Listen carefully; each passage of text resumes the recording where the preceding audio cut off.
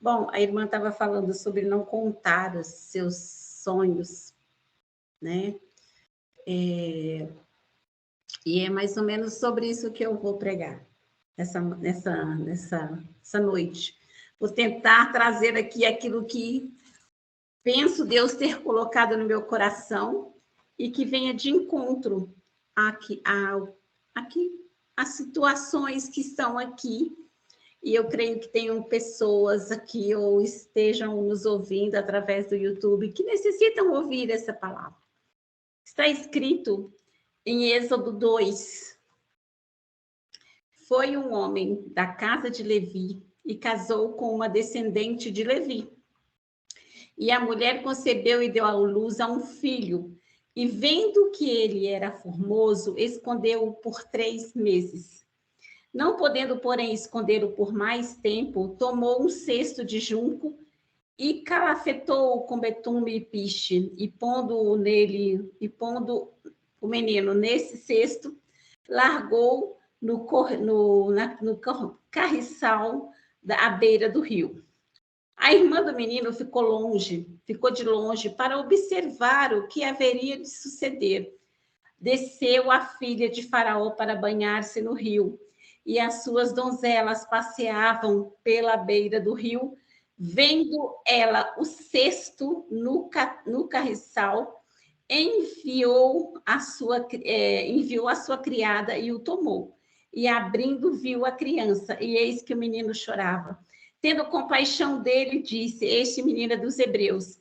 Então disse a sua irmã, a filha de Faraó: Querem que eu vá chamar uma das hebreias que sirva de ama e crie essa criança? Respondeu a filha de Faraó: Vai. Saiu, pois, a moça e chamou a mãe do próprio menino. A própria mãe do menino, então, lhe disse: a filha de Faraó, leve esse menino, cria-no, pagar-te-ei um salário por isso. A mulher tomou o menino e o criou. Sendo o menino já grande, ele trouxe a filha de Faraó, da qual passou ele a ser filho. E esta lhe chamou Moisés e disse: Porque das águas o tirei. Bom, é uma história muito conhecida, a história de Moisés. Todo mundo sabe que naquela época os meninos que nasciam com sexo masculino estavam sendo sacrificados em função justamente por conta de uma perseguição contra os filhos dos hebreus, né? Até porque os meninos eram sacrificados e as meninas viviam. E eu acredito que uma sociedade sem homem é uma sociedade frágil, né? Porque como é que vai também ter um descendente somente de mulheres? Então, era uma raça que estava fadada a ser enfraquecida. Gerações estavam sendo mortas ali junto com aquelas crianças que eram sacrificadas. Porque quando você mata uma pessoa, você mata gerações. Não mata apenas uma, mas tudo aquilo que ele pode frutificar, todas as coisas que ele pode suceder através deles. E essa mulher hebreia teve esse filho e ela olhou para essa criança e achou que ele era formoso. Mas eu creio que ela viu a presença de Deus naquela criança. Aquela formosura já era o próprio Espírito de Deus ali. Até porque de Moisés era a esperança de libertação. Deus já sabia. Até porque as coisas acontecem na eternidade primeiro. Ele veio como libertador do povo. E Deus não vai deixar que uma esperança seja morta. Deus nunca vai deixar que aquilo que vem para um propósito seja fadada a um fracasso, que venha morrer, que venha padecer. Então, o que aconteceu ali é que aquela mulher escondeu essa criança. Ela guardou essa criança dentro de sua casa, escondido. Ela não contou esse segredo a ninguém. Esse era um projeto de Deus ali dentro da casa de Joquebede. E esse projeto de Deus não podia ainda ser anunciado ao mundo.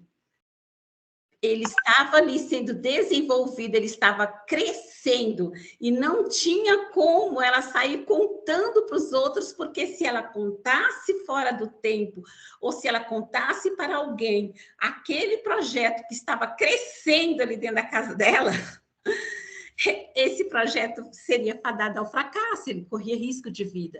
Então, muitas vezes, nós temos projetos que Deus coloca nas nossas vidas, sonhos de Deus nas nossas vidas, e que nós devemos preservar entre nós e Deus. Dentro da nossa casa, não deixar que saia de portas para fora, porque é algo que Deus está nutrindo, algo que Deus está fazendo crescer. Chegou um tempo dessa criança, não podia mais, a mãe não podia mais esconder, porque essa criança já estava pronta para sair. O projeto já estava pronto para sair de porta para fora. Naquele tempo que era para manter o segredo, ficou ali, uns 3 meses. Mas viu que o projeto chegou numa extensão que ele não podia mais ficar somente dentro daquela casa. Ele precisava expandir, ele precisava sair do lugar. Tem algumas histórias na Bíblia que muitas pessoas se deram mal por conta de falar dos seus sonhos. Como José, por exemplo, ele ganhou um ódio mortal dos seus amigos, dos seus irmãos, porque ele contava os sonhos que Deus dava a ele. Ele vinha e contava para os seus irmãos. E os seus irmãos tinham aquilo como uma afronta. Imagina, como é que é? Quer dizer que nós vamos ter que nos dobrar você, nós vamos ter que nos curvar você. Quer dizer, era algo entre Deus e José, um segredo entre Deus e José, mas o José chegava perto dos seus irmãos e contava para eles, e o ódio dos irmãos só crescia. Então, se a pessoa que você tem que contar os seus segredos, que você vai contar o seu sonho, não pode ser uma pessoa que venha te desanimar, que venha te criticar, que venha colocar dificuldades ou mesmo ter inveja de você, porque ali José estava despertando a inveja dos seus irmãos, naquele segredo que era só dele e de Deus. Outro cara que se deu mal foi o Ezequias. Ezequias, por ter sido curado, e ele já estava muito rico, ele possuía muitas riquezas, e ali ouro, prata, tudo, o seu palácio era riquíssimo. Ele, quando chegou os missionários babilônicos ali na sua casa, ele, empolgado, resolveu mostrar tudo o que tinha. Tudo o que tinha. Nós não podemos permitir que pessoas que não sejam credenciadas, invada a nossa privacidade. Temos uma casa, eu vejo uma casa, por exemplo, um alpendre, aí no Nordeste é comum. Tem pessoas que você vai receber no alpendre e vai mantê-la lá. Tem outras pessoas que você vai convidar para entrar na sua sala e pode sentar-se com você e conversar. Outro tipo de pessoa mais íntima você vai convidar para sentar à sua mesa. E a mais íntima ainda, você pode até convidar para sentar-se na sua cama, conversar com você. Então, quer dizer, o que eu quero dizer para você é que nós temos que saber exatamente quem e que tipo de pessoa eu vou deixar entrar na minha casa, ter intimidade comigo ou estabelecer limites, porque não é todo mundo que você tem que entrar na sua vida e você mostrar seus segredos. Uma vez eu mostrei umas joias que eu tinha para uma empregada e eu fiquei sem essas joias. Porque eu tinha sido presenteada, eu estava feliz. Eram uns colares que eu ganhei com uma estatueta de cada filho, e eu estava feliz, tinha ganhado também um anel, muito bonito, e eu fiquei. Por quê? Porque você desperta a inveja das pessoas. Muitas vezes eu falo para o meu filho, cuidado com o que você publica no Facebook, porque ele gosta de publicar pratos bonitos, os restaurantes caros que ele vai, as viagens que ele posta. Ele quer registrar historicamente, mas aquilo pode trazer um grande incômodo na pessoa que está assistindo aquilo, porque muitas vezes, poxa vida, eu trabalho tanto, eu luto tanto, esse menino está sempre viajando, esse menino está com carro bom, tem um emprego bom e eu não tenho nada disso. E às vezes os próprios amigos podem pensar assim. Ah, quer esbanjar, ah, quer mostrar que pode. Então a gente tem que ter um certo cuidado na questão daquilo que a gente ostenta também. Então, uma coisa é não contar os seus segredos, falar somente com Deus. Deus é um Deus relacional. Ele é aquele Deus que estava na multidão e que pregava para multidões e que curava multidões, mas ele também era aquele que ia encontrar-se com uma mulher totalmente desqualificada, ao meio-dia, e ali ele ensinou para aquela mulher o que era estar, o que era adorar em espírito e em verdade, na luz do meio-dia. Mas também foi o homem, foi Deus que permitiu ser encontrado à noite por Nicodemos, assim, respeitando aquela situação em que Nicodemos não queria ser visto, não queria assumir aquele encontro para não perder o poder. Então, ele é um Deus relacional que respeita. Ele está muito acima daquilo que a gente pensa. É um Deus que está muito acima daquelas impressões que nós temos.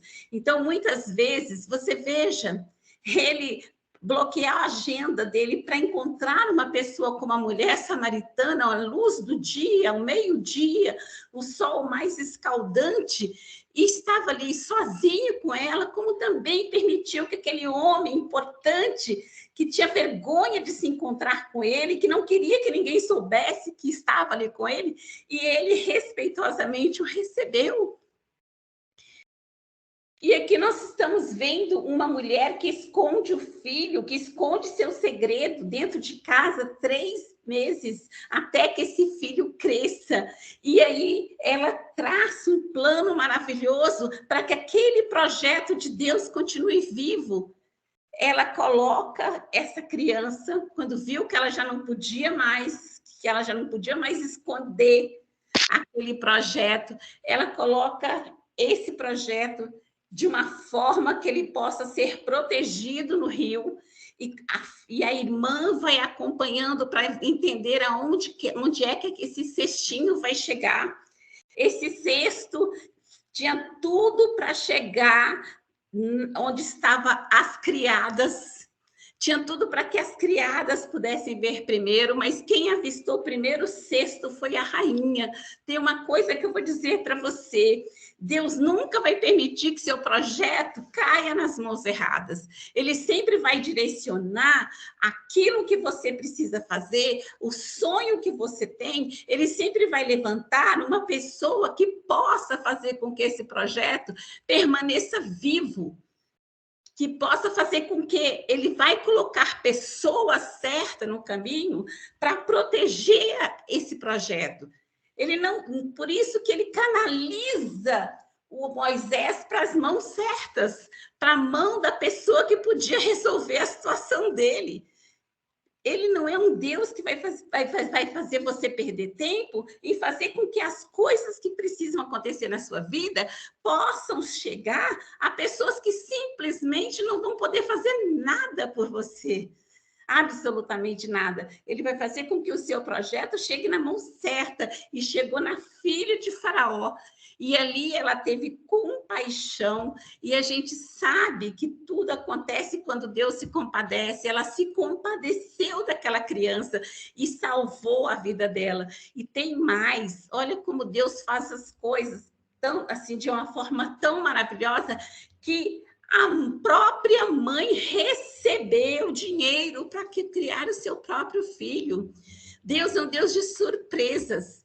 Ele permitiu que a criança fosse criada pela mãe por um tempo e a mãe ainda recebeu dinheiro daquela princesa para cuidar daquela criança.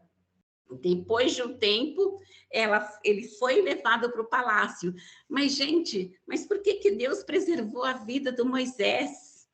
Por que aquela criança foi preservada? Esse segredo, esse projeto foi preservado.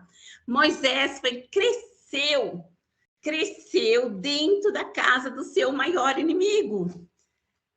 O maior inimigo de Moisés era o seu avô, colocou ele no colo, brincou com ele, se preocupava com se ele tinha se alimentado ou não, se ele estava estudando ou não, formou essa criança. Deus faz coisas tão absurdas que ele até permite que o maior inimigo, aquele que queria tirar a vida de Moisés, fosse aquele que desse todas as regalias para ele e preparasse ele para o intuito que Deus tinha na vida dele. E Moisés cresceu naquele palácio, mas tinha um objetivo. Quem é que conseguiria ter acesso ao rei sempre que precisasse falar, ou sempre que fosse levar as demandas que ele necessitava, que Deus precisava que estivesse diante do rei, se não fosse alguém que já estivesse vivido ali naquele palácio, que tivesse entrada liberada ali, e também está ali diante do rei para negociar a saída daquele povo. É impressionante como ele preservou a vida de Moisés, ele fez com que Moisés fosse criado dentro daquele palácio, e depois era Moisés que ia lá para poder negociar a saída do povo. Deus tem um projeto lindo nas nossas vidas, e ele sempre vai ter um propósito nesse projeto. Não sei o que você tem feito ou o que você pretende fazer, mas eu creio no Deus que dá ideias, eu creio no Deus que desengaveta sonhos, eu creio no Deus que pode transformar essa situação em uma grande obra, em um grande projeto, assim como foi Moisés ali. Moisés que foi criado ali por aquele homem e que recebeu dele toda a estrutura que ele tinha, toda a envergadura que ele tinha para poder estar ali e defender, e dessa forma ele libertar o povo hebreu das mãos daquele governo. E o que nós podemos dizer sobre os planos de Deus? Que quem tem algo da parte do Senhor para realizar, quem tem sonhos de Deus, tem que ter essa questão de controlar, de saber, ter o controle sobre aquilo que pretende fazer para controlar, ou seja, a Bíblia fala também de quando você tem planos, você tem que sentar, calcular, você tem que saber, por exemplo, quando vai construir uma casa, quanto você vai gastar de um material, quanto você vai gastar de mão de obra. A Bíblia nos ensina tudo. E para que a gente possa ter o controle, o maior controle, e uma visão de proteção das nossas metas. E também nos permite que, quando nós focamos naquilo que nós precisamos fazer para conquistar os sonhos de Deus, não precisamos estar falando para todas as pessoas. Deus trouxe a mudez para a vida de Zacarias, quando percebeu que Zacarias não acreditou no sonho daquele filho que ia nascer. Ele permitiu que Zacarias ficasse mudo por conta para Zacarias não estragar o propósito que Deus tinha na vida de João Batista. Então, o que eu posso dizer para vocês hoje, se você tem um sonho, se você quer que o Senhor Jesus abençoe sua vida, que você tenha esse versículo na sua cabeça, que está escrito em Provérbios 16, 13. Peça a Deus que abençoe todos os seus planos, que apresente todos os seus planos ao Senhor. E tem uma versão que eu gosto mais, que Provérbios 16, 3, que está escrito, deixa eu ver se eu anotei aqui, que você tem que apresente os seus planos a Deus e todos eles serão bem-sucedidos. Todos os seus planos serão bem-sucedidos. Tudo aquilo que você tem diante de Deus, apresente a Ele, dia a dia. Tudo aquilo que você vai fazer, apresente a Ele. Consagre o Senhor o seu dia, agradeça pelo seu dia, consagre os planos do Senhor ao seu dia, todos os dias, e tudo que você fizer será bem sucedido. Não precisa alardear, não precisa contar para ninguém. Escolha muito bem as pessoas com quem você futuramente vai pedir um conselho, vai canalizar bênçãos sobre você. Com certeza Deus vai usar pessoas certas para fazer o seu projeto vingar. Vai permitir que alguém possa tomar isso junto com você e fazer com que isso cresça, assim como Deus usou a filha de Faraó. Essa é a mensagem que eu tenho nessa noite. Espero que Deus continue falando ao coração de vocês e que Deus os abençoe em nome de Jesus.